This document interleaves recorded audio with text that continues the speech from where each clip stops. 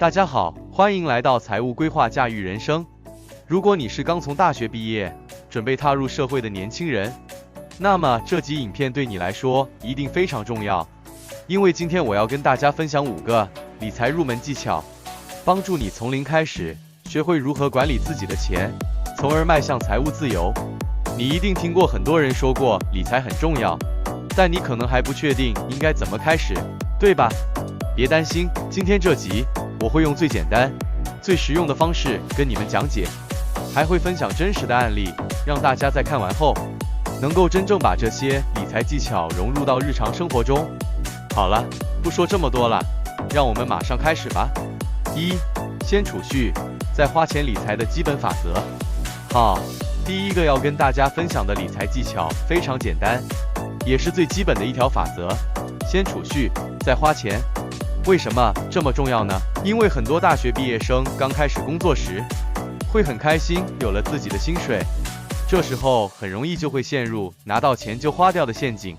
你可能会想，反正我还有很多年可以工作，现在花点钱应该没关系吧？但事实上，如果你不先储蓄，到了某个时间点，你可能会发现自己几乎什么都没存下来。我有一个朋友小华，他大学毕业后进了一家公司，月薪不算特别高，但也足够支付基本的生活费和一些娱乐支出。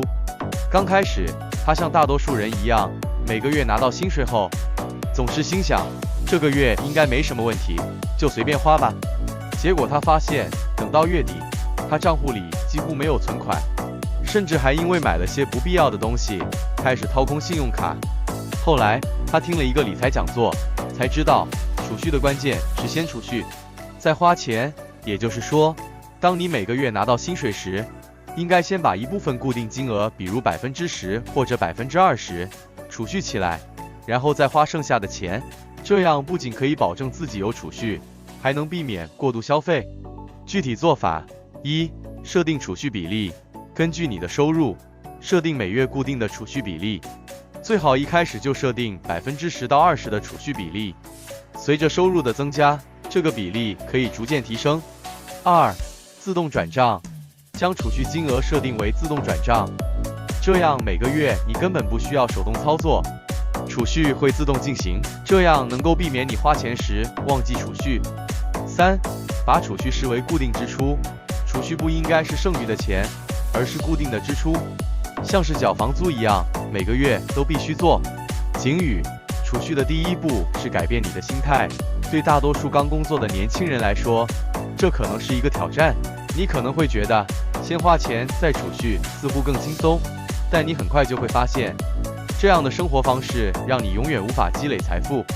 所以，请务必坚持把储蓄放在优先位置。2. 制定预算，管理花费。第二个理财技巧是制定预算，管理花费。这一点对大学毕业生来说也非常关键，因为很多时候，大家对金钱的管理都是随心所欲的，结果到月底却发现自己根本没有控制住花费。我有一位朋友小美，她大学毕业后找到了一份不错的工作，刚开始薪水满意，她想着终于可以过上大餐、旅游的生活了。可是没过多久，她就发现自己每个月的存款几乎为零，这让她开始反思自己的花费习惯。后来她决定制定预算，并严格执行。每月，她会把必要的支出，如租金、交通费、食物费，先列出来，然后再决定多少钱用于娱乐和其他开销。具体做法： 1. 列出固定支出。首先，列出所有固定的生活费用，如租金、水电、交通费、手机费等，这些是每个月都必须支付的开支。2. 设定娱乐预算。在完成基本生活开支的预算后，你应该设定一个合理的娱乐预算，避免过度消费。这个预算可以根据你的收入调整，但一定要有一个范围。3. 记账与回顾，使用记账软件或手动记账，记录每一笔支出，这样你才能清楚地了解自己的花费状况，并每月进行回顾和调整。警语：不要忽视小额的花费，很多小小的不经意开销，如外卖、零食、购物，长期积累下来会占据相当大的比例，影响你的储蓄计划。所以一定要控制住这些诱惑，并坚持每月回顾自己的花费。3、建立紧急储备金。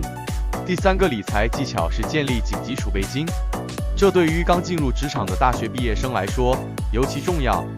生活中总是充满了突发状况，无论是医疗费用、车辆故障，还是意外失业，这些情况都需要有储备金来应对。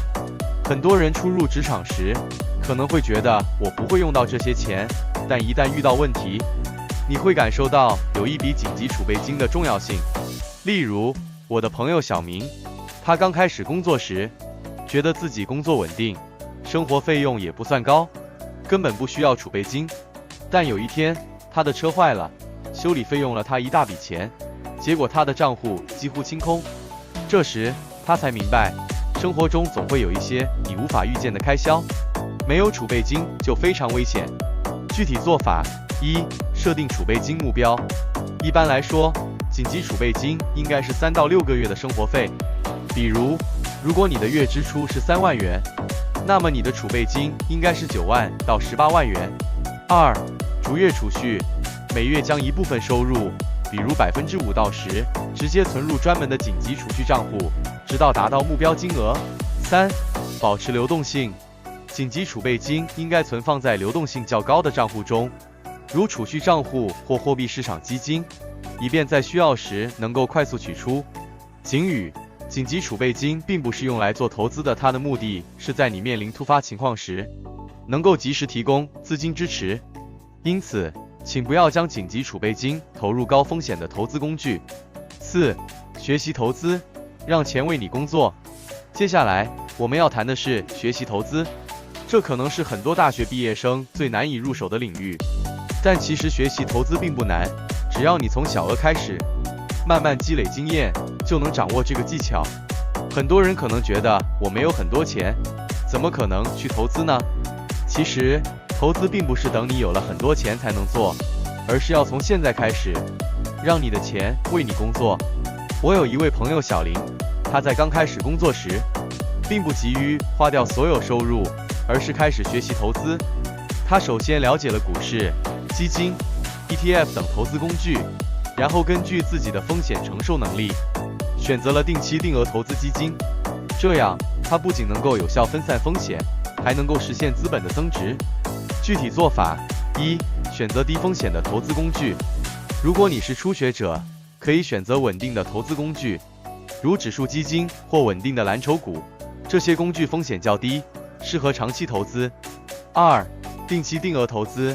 即使是每月只投资小额资金，长期下来也能获得可观的回报。你可以设置每月固定的金额，进行定期定额投资。3、学习与自我提升。除了实际投资外，还要不断学习投资知识，了解市场动向和各类投资产品的特点。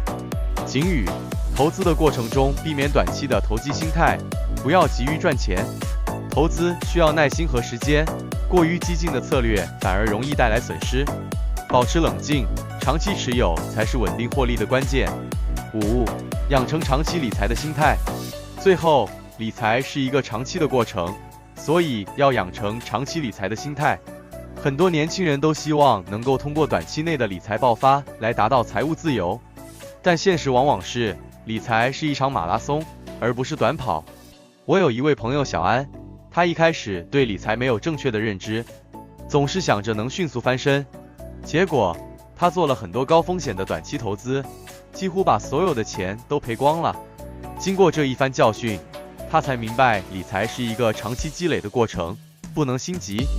具体做法： 1、设定长期财务目标，例如设定5年内储蓄一定金额，或者开始积累退休基金，这样能让自己有一个明确的目标。2、定期检视财务状况，每年检视一次财务状况，评估储蓄、投资和负债情况，必要时调整策略。3、持续学习，理财的知识不会一蹴而就，所以要保持学习的态度，让自己不断进步。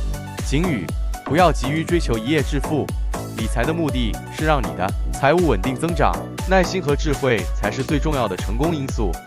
好了，今天的5个理财技巧就分享到这里了。我希望透过这些实用的建议，能帮助你们从零开始，逐步建立起自己的理财计划。无论是在储蓄、预算、投资，还是建立紧急储备金上，都能够掌控自己的财务，实现财务自由。记住，理财是一个长期的过程，只有保持耐心，持之以恒，才能收获真正的回报。如果你觉得今天的内容对你有帮助，别忘了点个赞，并订阅我的频道及在下方留言分享你的想法。让我们一起在这条财务自由的道路上不断学习、成长，迈向更美好的未来。下次见。